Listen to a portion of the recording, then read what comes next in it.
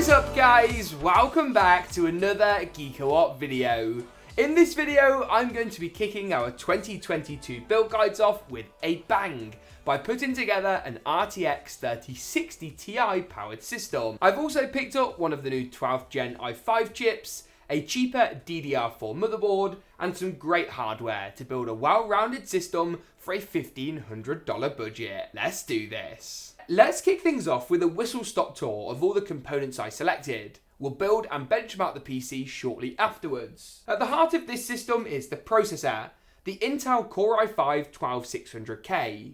With Intel's superb new efficiency and performance cores, industry-leading clock speeds, and a chip that outperforms the Ryzen 5 5600X by a very strong margin, Intel have killed it with 12th gen, and this chip makes an awesome start for this build. I'll be pairing it up with a 16GB RAM kit from Corsair, the Vengeance RGB RS.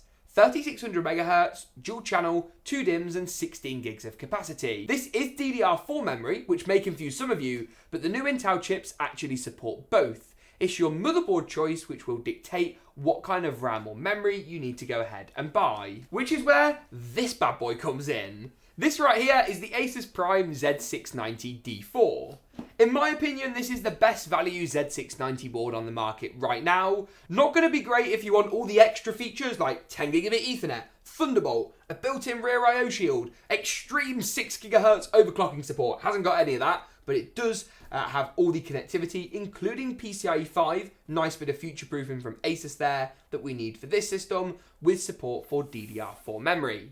If you'd like to learn about the difference between DDR5 and DDR4 and how it affects the new Intel chips, check out this video we made in the cards section now. Sticking with the fairly good value theme of this build, I've also picked up the ASUS? This is not from ASUS, it's from XPG. I've picked up the XPG S40G, a nice budget Gen 3 NVMe drive. It's got RGB on speeds in the region of 3 GB a second, and while it's not as quick as the latest Gen 4 or even rumoured Gen 5 SSDs, it does provide plenty of fast storage. There's Battlefield 2042, COD Vanguard, all that good stuff. 500 gigs or a terabyte will work well. Just pick up whatever fits within your build's budget. Powering up the system today is the power supply, the next component, Corsair CX750F. This one comes in white, which will match our case and even includes fancy white cables.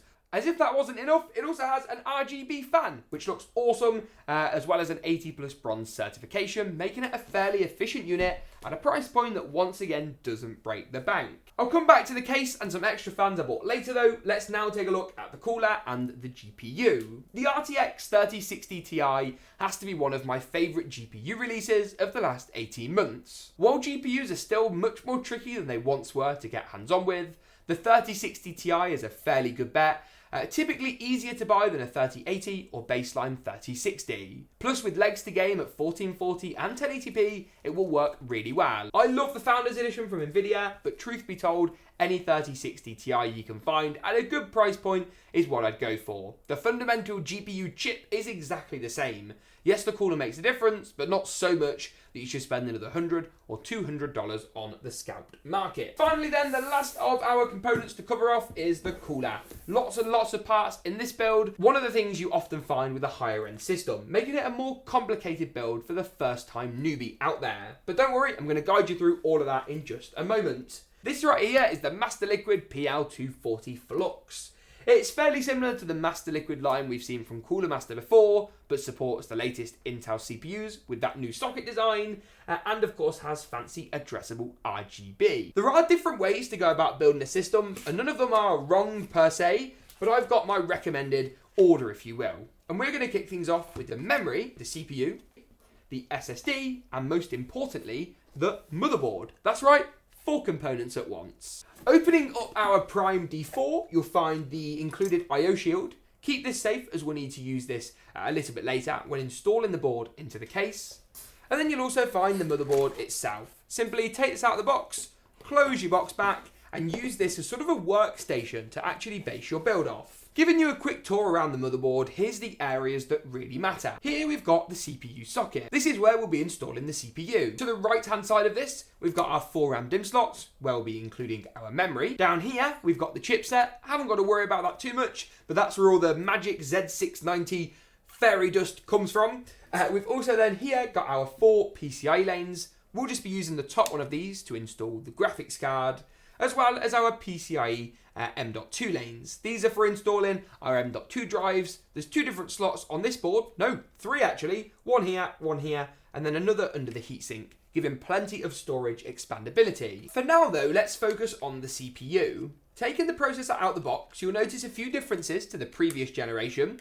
They're actually slightly larger than the 11th gen lineup. On the processor, you want to go ahead and find this tiny little gold triangle in one of the corners. You want to match this up with the triangle on the CPU socket. Specifically, this is on the bottom left-hand side. We'll cover all of this with circles and stuff though in editing, so you guys can get a clearer picture of how things should look. If I spin the motherboard very slightly, we can actually go ahead and lift the socket up and see things a bit more clearly. You want to take the triangles that we just lined up and use this to orient your CPU. Drop the processor in, return the cover back down, and the black plastic protector will pop off. Keep hold of this as you will need this if you're selling your motherboard on, RMAing it, or doing anything along those lines.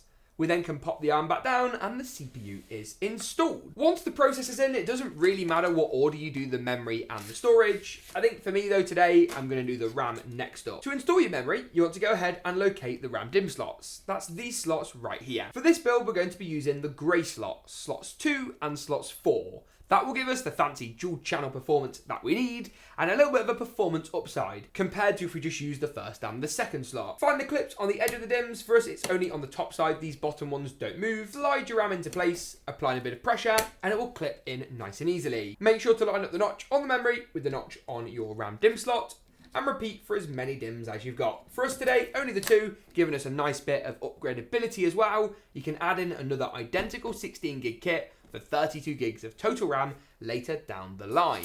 Now for the next step, you want to grab your M.2 SSD. You could install this into the top slot, that's this slot right here, but we're not gonna. We're gonna use the next one down. That really is for no other reason than we don't need the Gen 4 speeds, but also this one hasn't got a heatsink on, meaning we can show off the RGB of the drive. Go ahead and pick yourself up a screwdriver, but not any ordinary screwdriver, a teeny tiny screwdriver. Look at the size difference between these two in order to actually remove this small screw on the M.2 slot. Grab your screwdriver, uninstall the screw, pop the drive in, and use this same screw to secure the M.2 drive back into place. You'll find spare versions of these screws in the motherboard box. If you happen to lose them, don't panic. We can then go ahead and pick up our case choice for this build and move the motherboard assembly over into the chassis. This right here is the Corsair iCUE 4000X RGB. Featured in our recent top 10 cases for 2022 roundup. Bit of a tongue twister there. This is an awesome chassis. Dust filters, tempered glass, RGB, decent price point, ticks every single box that we could possibly want for a build like this. Nice I/O as well, which also helps with USB-C. And they do a cheaper airflow version that doesn't have the RGB nor the glass front panel. Loads of options from Corsair, so we can go ahead and unbox the case. A little something like this. Nice and simple. I wish it was that easy every time. Now when it comes to the case choice for any build, you want to start things off by removing as many of the case's side panels as possible. In this chassis, we'll also want to be removing the front panel, as I've taken out the included RGB fans and we'll be swapping them out for some fancier Corsair units. There's our rear side panel and then of course our front glass panel as well. Here we go. And then the glass panel up front as well to round things off nicely. We may as well remove the dust filter too. Magnetic and a nice touch. We can pop this one back in later. First things first, when installing the motherboard, we want to go ahead and locate the pesky I/O shield area from before. That's this rectangular cutout, and we'll be using the I/O shield we removed from our motherboard's box to fill this void nice and easily. Not only does this make the back of the case look just that little bit more pretty, it also adds all the ports in all the right places for the motherboard and clips in corner by corner. Be careful because it can be a little bit on the sharp side, but for us today, that seems to have worked. To install the motherboard, I'm going to go ahead and lay our case down flat, and hopefully you can see things nice and clearly on our snazzy overhead camera angle. Grab your motherboard, and first up, check where each of the holes on the motherboard sit. We need to make sure that these locations match up with the locations on our case. You can see because this is a white chassis, they stand out a bit better. We've got 3 standoffs along the top, 3 across the middle, and a further 3 down the bottom. This board is actually slightly narrower, meaning we haven't got standoffs on the right hand side, but the ones pre-installed won't get in the way, so there's no need to remove them. Instead, we can very simply slide our motherboard into place and slot the ports through the rear I/O shield. The board will then sit nicely on the pre-installed standoffs, and we can use 6 of the included screws with a standard Phillips head screwdriver to secure this in. Once that's done, the motherboard's into the case and we can move on to the cooler. We are literally flying through this build today. This is, of course, our snazzy new Cooler Master unit. I like the packaging, actually. Cooler Master have gone for this new design aesthetic, like across their social media and their branding for quite a while now, but it looks cool, and it's nice to see this pass over to their products as well as he struggles to open the box. First impressions then, you get these nice included Cooler Master fans. I think these are like their Sickle Flow or Sickle Flow inspired design fans. Anyway, all of your included mounting hardware with support for Threadripper. Interesting. Not sure I'd rock a Threadripper chip with this cooler, but good to see it nevertheless. Okay, looking good. Nice water block design. Very, very compact. Obviously, because of a lot of the Acertech patent issues of yesteryear, you used to have these massive thick blocks, so nice to see a low profile design. One of the lowest profile as of late, with this radiator and what looks to be a fill port as well. Really, really great to see that included, with these nice, sleek, braided tubes as well for good measure. You also get an included Cooler Master controller, which looks like a nice refresh of the design they used to use, which was quite clunky. This one looks a bit more simple, so good to see that. Let's go ahead and do that now, to be fair, installing 3 Corsair QL snazzy RGB fans up front of the case, link in the description below, and the radiator and fans up top to give a nice aesthetic with plenty of airflow to go around. We'll talk through the CPU water block installation and all the motherboard mounting hardware step by step.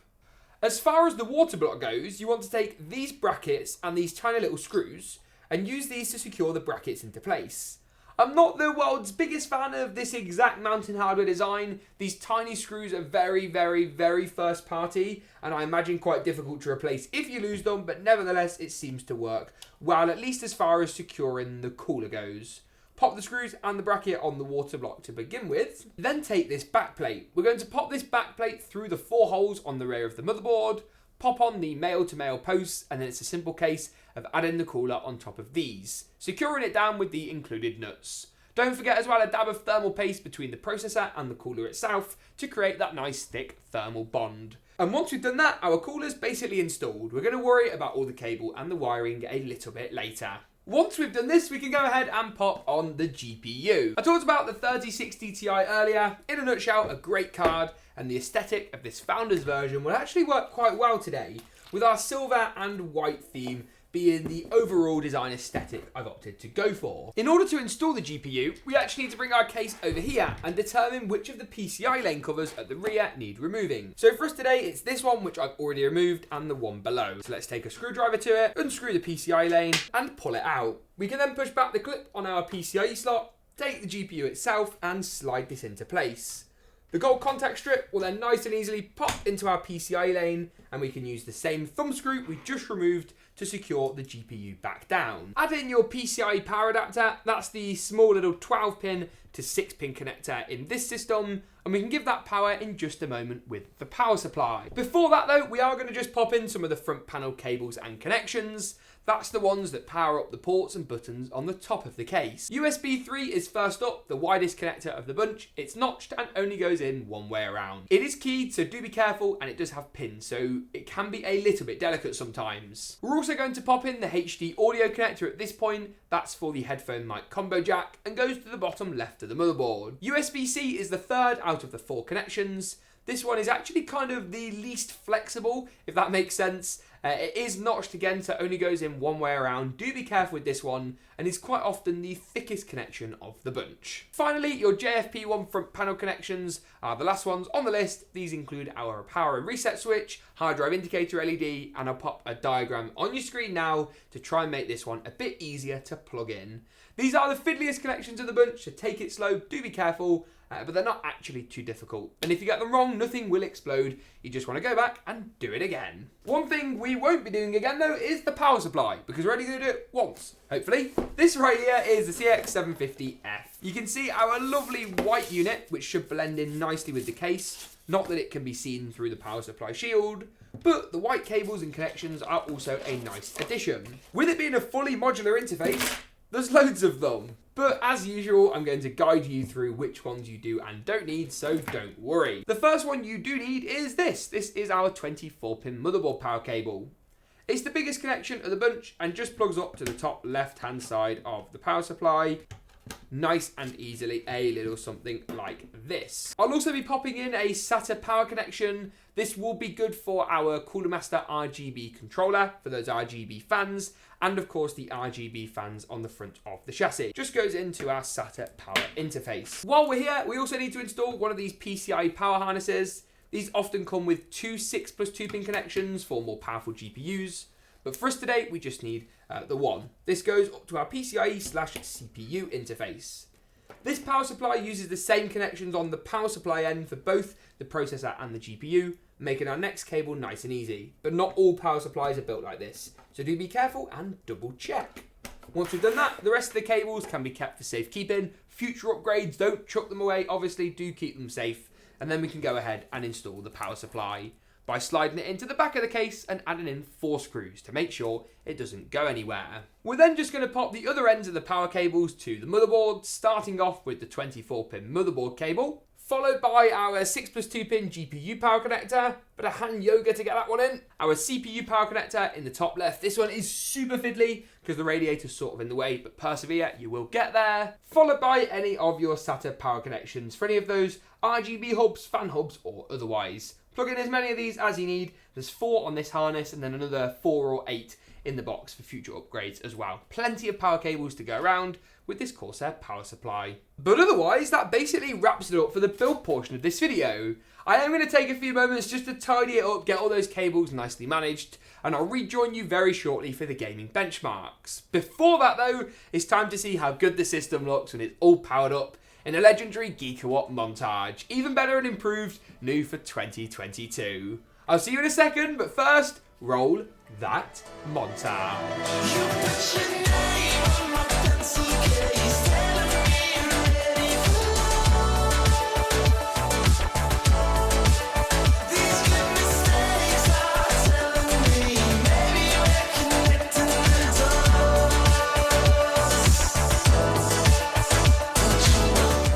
Nicely done. Now that we've seen just how solid the system looks when it's all powered up, it's time to take a look at the performance numbers. On your screen now is a summary, a snapshot view as usual, all the games we tested out, all the settings, all the frame rates we were able to achieve. I will, as usual, be jumping into some of these titles in more detail to give you guys a more fully fledged outlook of what the performance you can achieve on this system looks like.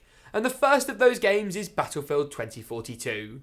At 1440p high settings with DLSS enabled and set to performance mode, that's of course NVIDIA's fancy AI resolution scaler, we managed to achieve 103 FPS on average. It was a similarly positive story in Call of Duty's Vanguard. Here at 1440p high once again, with DLSS enabled, we achieved 155 FPS on average, with the game visually actually looking pretty stunning. Moving on to Forza Horizon 5 next up then, also a pretty positive story. 1440p Ultra, in the hardest to run Forza yet, gave us 100 frames per second on average, with consistent 90 and 99th percentile results tested using both an NVIDIA FrameView and of course MSI Afterburner's Riva Tuner.